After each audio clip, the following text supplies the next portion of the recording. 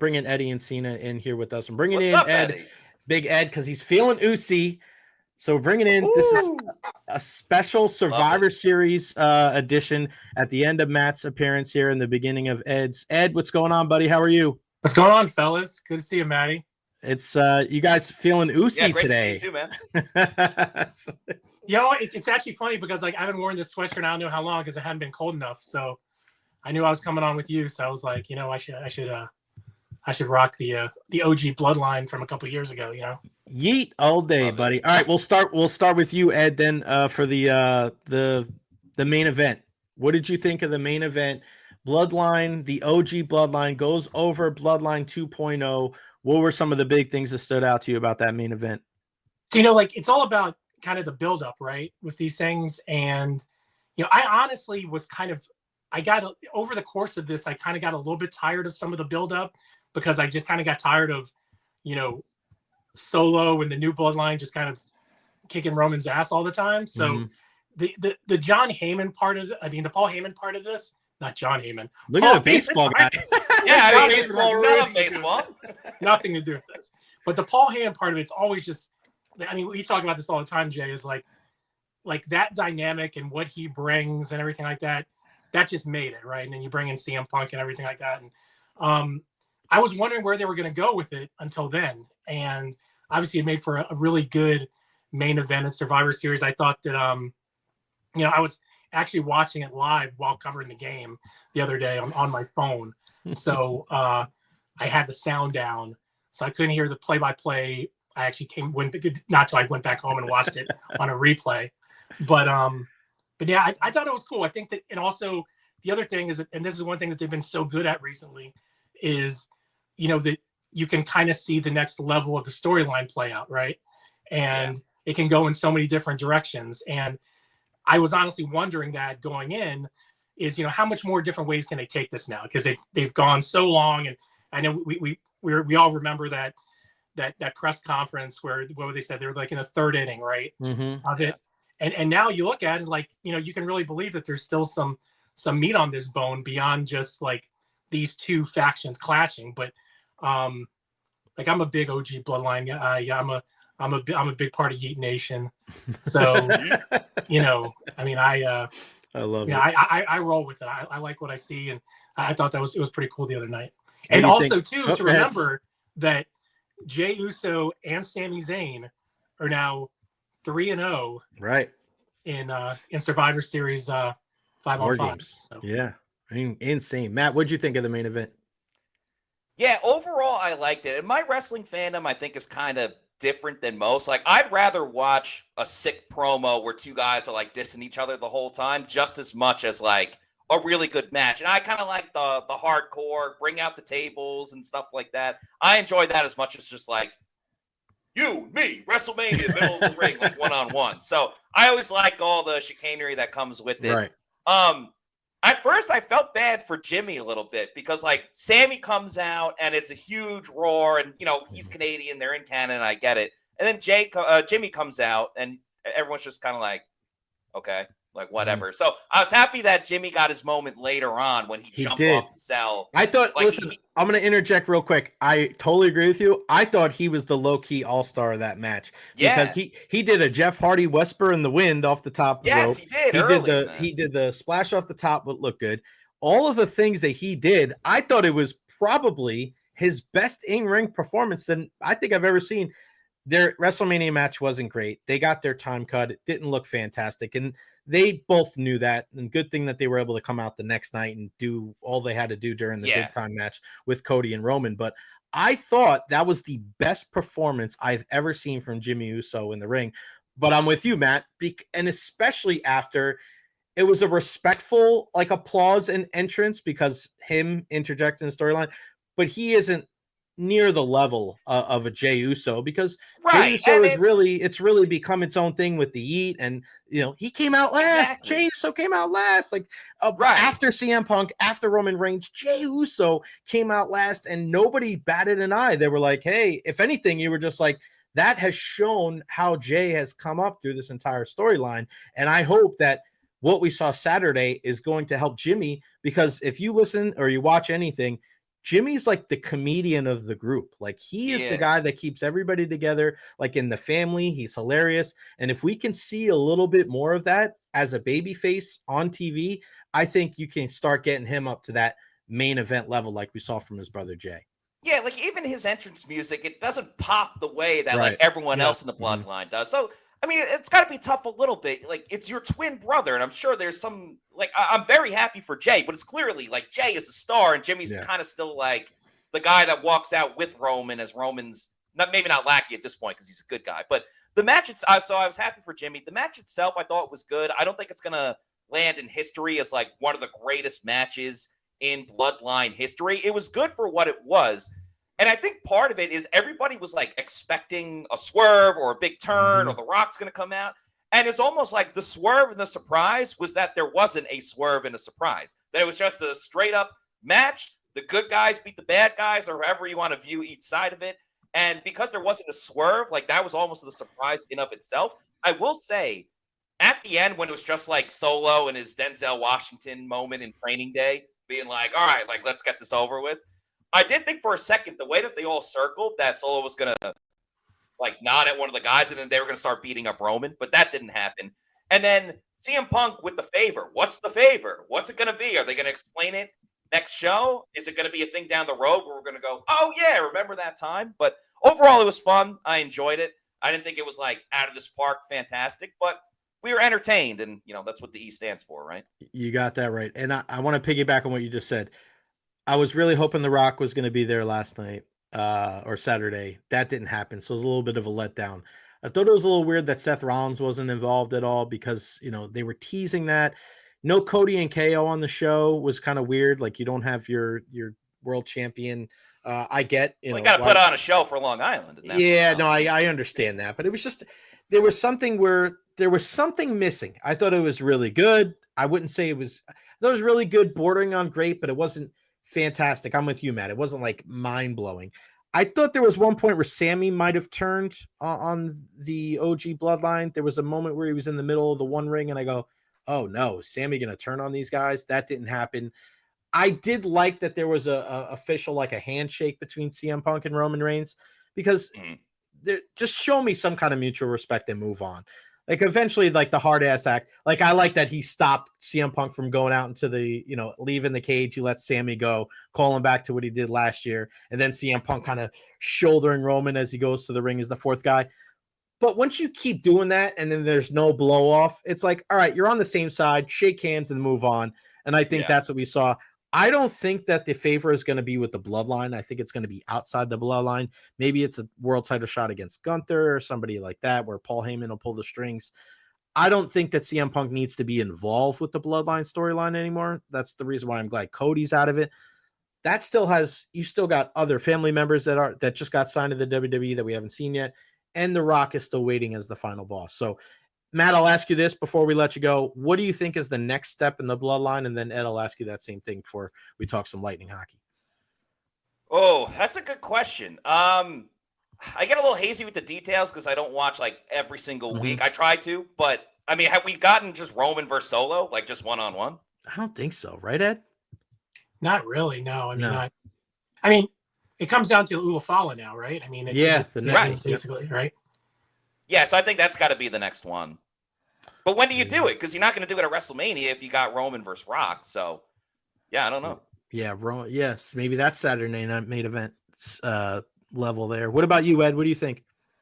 I don't know. I think, I mean, like you guys both pointed out really well, is like the Jimmy part of this is really, really interesting. And I think that, you know, the one thing that kind of came full circle with all this is, as we mentioned here, is that like these guys all needed each other at one point, right? And now they kind of agreed, even though they really kind of have all gone out on their own to a certain degree, or turn their backs on each other to a certain degree, that, you know, they can come together. So, you know, I'm just looking forward to a bunch of like even some singles matches with some of these guys where we get a bunch of interferences and a whole bunch of crap goes on that, you know, leads to different plot lines. But I do agree that like the Jimmy aspect of it, and like you said, he is the funny dude. If you ever see his social and anything that he puts up, like he is really like the big personality of that group. And hopefully that we get to see some of that with this next, inning or layer of that. So, sorry, my voice. I've been drinking tea. It sounds like Triple H here, but It's time to play the game. Anyway, go ahead. I love it, man. All right, Matt, I appreciate you, brother. Thank you so much for talking some Buccaneer football and some wrestling as well. Matty4_Matera. Check out the guys at Pewter Report, pewterreport.com. Appreciate you, brother. Talk to you again soon. Yeah, anytime. Thanks for having me on, Ed. Good to see you. Hope you're doing well, and talk to you guys soon. All right, buddy. Thanks, Matt. All right. Eddie in the yard. Eddie, are you going to change your handle to Eddie in the rink or Eddie on the ice or something or no? I don't know, because I think people are going to forget who I am I'm afraid, Yeah, I'm sure there's You'll forget who I am. There's a lot of Encinas covering hockey. You're right, buddy. You don't want to make it too complicated on people on social media, You got that right. Yeah, like the storylines for WWE for sure. Any other matches stand out to you from the pay-per-view before we get into some hockey? I mean, I like the women's. They thought they did a good job, man. I really did. I love Io Sky. She's a beast.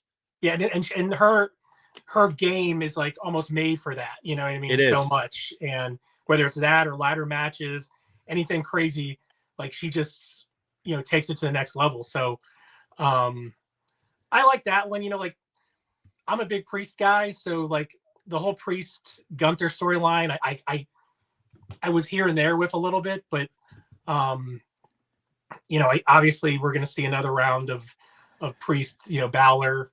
Yeah. Do you want to see that? I don't want to see that though. I feel like they have nowhere to go. That's the problem. They're recycling the story. They do such a good job, and I think this happens in any wrestling company, but it seems like when you can't, you're looking around, you're trying to find like, where's the next step for the new Judgment Day, right? You get a lot of even size people. There's no big guys, which the biggest person in that group is Raquel Rodriguez. Like, what kind of sense does that make? Tag team titles, they've been defended, I think, twice in 2 or 3 months. That storyline's fallen flat. So now you just put him back with Priest. Priest and Gunther, was that a great, it's weird. Where do you go? There's a lack of development when it comes to the Judgment Day and all that, all the spider web with that. Well, it's almost that they've killed once they killed the quote unquote leadership of it, right? That now they're all just kind of this even keel. And like, they had Dom on this meteoric kind of rise, right? And now he's kind of just sitting there. He's plateaued. With the rest of them. And I think one of the best things that they've done in the past 5 years is what they've done with Dom Mysterio. And I remember watching him with his dad and watching him being like, I just don't, I'm just really not really into this, No. But then he bought into the heel, and that heel turn was one of the best ones I think we've seen in a while. And but I mean, I think we're going to see probably eventually we're going to see a super match between the powers that are, Rhea and Raquel Rodriguez at some point.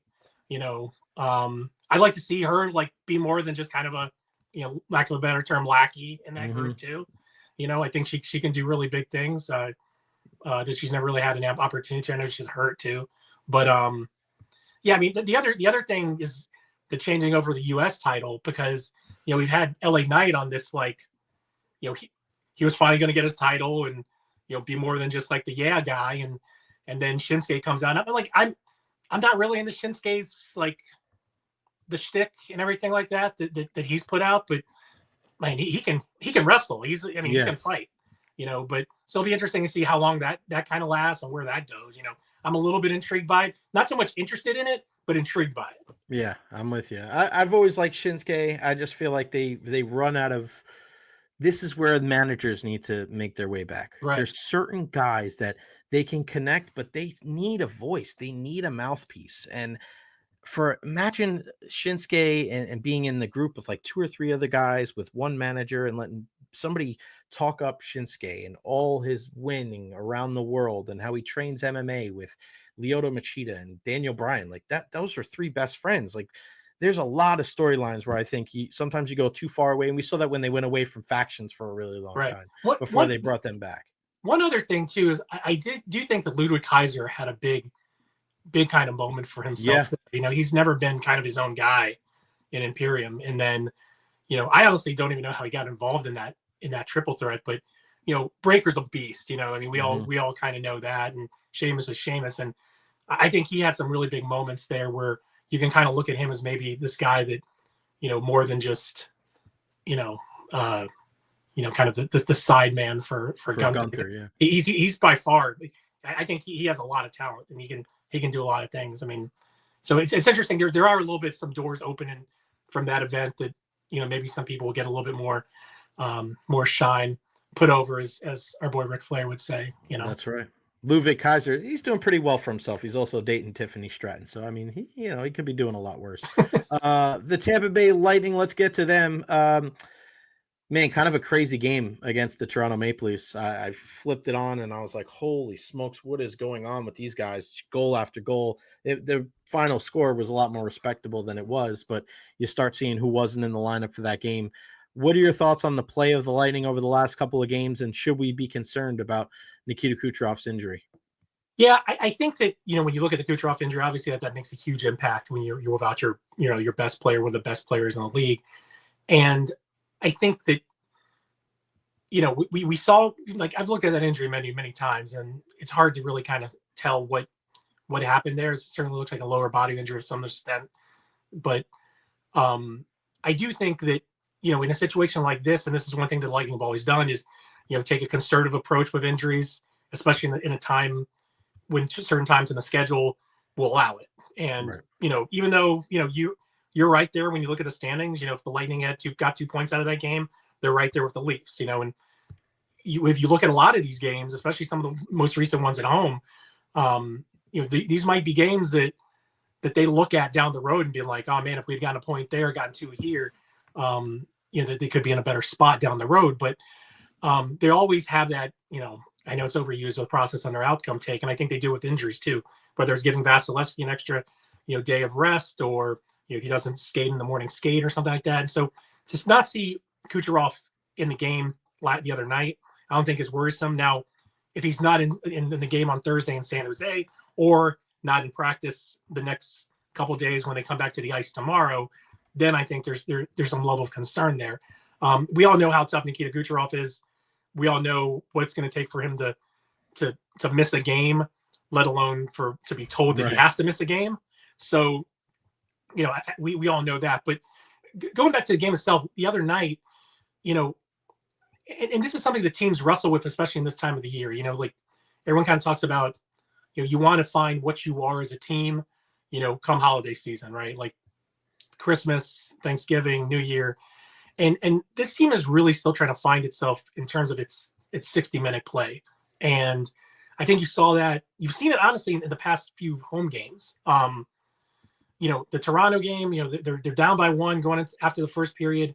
They allow those 2 bad goals, in a 30 second span. Like no NHL player should be allowed as much space as Chris Tanev had on that first goal in the second right. period. So they just have a problem with overloading sometimes. We've seen it many times. But obviously, they go down 4-0, and in the room, a lot of the talk was about the fight they showed, but they never should have been in that situation anyway. Obviously they're without Kucherov, you're without Nick Paul, who's been a big time player for him. Mitchell Chafee does a lot of dirty work for them.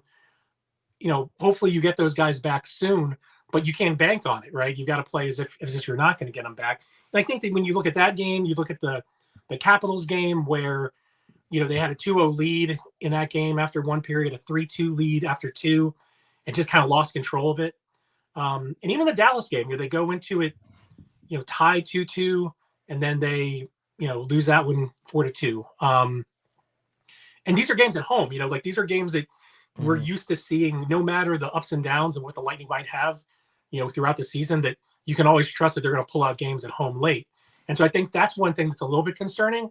But again, the injuries are a major part of this, especially when it comes to not having Nikita Kucherov. Yeah, and I'm looking at this team as a whole and looking at, the defensive structure and what would you make of the guys on the blue line? Because I really like what I've seen from JJ Moser. When they're giving up these goals, giving up these leads, or, blowing it at the end, do you think it's more on the guys on the blue line or the overall defensive structure of the whole team? Yeah, I think it's overall. It's easy to kind of like when you look at the goals and it's like you see the guy who's trailing or missed an assignment. But right. I honestly think their blue line's a lot better than it was last year. You know, I love what JJ Mosner brings. And as you can see, he can be used in a lot of different places. You know, he can be on that right side with Hedman, which he's fit in really well, which isn't an easy thing to do, because Victor Hedman plays so much different. I just lost my light here. But Victor Hedman plays so many different, like he plays up into play so much. But then, you know, he can also be a right side guy on the third pairing. Darren Radich has had a lot of time up with Hedman recently on that first pairing, which is where he was last year. And then with Chernak and McDonough, those guys you just have faith in the solid, hard-nosed play that those two guys had play, and they've just kind of picked up from day one with that. So I do think that they kind of got to figure out what they want to do with that third pairing. I've said it a couple times, as you know, Perbix and Radich are guys you need to play, and when you're kind of moving the bit, and Lilleberg for that matter too, and you know, when Lilleberg played with Max Crozier, they were really good together, and they had a chemistry that you know, few young players have as NHL defensemen. Obviously, that went back down to from their AHL days together last year. But I like the blue line as it is. Like, I just think it's all of it structural. I just think that, you know, when you look at the forward lines that are getting scored on, a lot of the times it's some of the same ones, you know. And, you know, last year, that first line is as great as it is offensively, it really kind of lacked, you know, defensively. And this year they had a great start. I thought they were all, you know, all three of those guys are really, you know, I think Gensel adds a different dynamic because he's so responsible both sides of the puck. But recently, I think we've seen a little bit of lapsing there. And, you know, sometimes it all comes down to a turnover at the blue line. Yeah. And, you know, you're running the other way. But I think the one thing is that Cooper said a couple times is that, you know, even though, you know, they're allowing some chances, and the chances that they're allowing are bad ones, is that, you know, it's for the most part that it's not the volume that maybe they've had, you know, in the past. And, you know, at the end of the day, you know, if Vasilevsky, you know, bails you out a few times, you know, it really doesn't matter too much. Mm-hmm. And he's been able to do that for the most part. I think that there's been a lot of, especially recently, there's been some goals that he definitely would have liked to have had back. But, you know, for the most part, I think he's been, you know, pretty stable there. What's your kind of forecast for Nick Paul? Do we know how long he's going to be out for? Well, he skated the other day, so he's back on the ice, which is a good sign. And again, the team's been off. Team's off yesterday and off today. So I think if we see him on the ice tomorrow, that's a really good sign, because you get him, you give him a couple of days to get back in terms of in time for Thursday. I mean, again, from looking back on that play, it looked like another, like kind of a leg muscle injury of some sort. He just kind of pulled up, what was that, 6-7 games ago. So you never really know with those, but I would say that if he wasn't back by the first couple games of that West Coast trip, that I'd be surprised. I think that's kind of the aiming, the aim there is that he'll be back for the beginning of that West Coast trip, which begins what would that be, Sunday in Vancouver. Yeah. Damn, man, got all the West Coast trips, man. It is that time of year. Follow him on Twitter /X at Eddie in the Yard. Check him out. Tampa Bay Times, Tampa Bay Lightning Insider, our guy Eddie NNNNN Eduardo NNN Encina. You are the man, buddy. I appreciate you. Have a great rest of your week. Say hello to your better half, and we'll talk to you again soon, boss. Will do. Thanks for having me, Jay.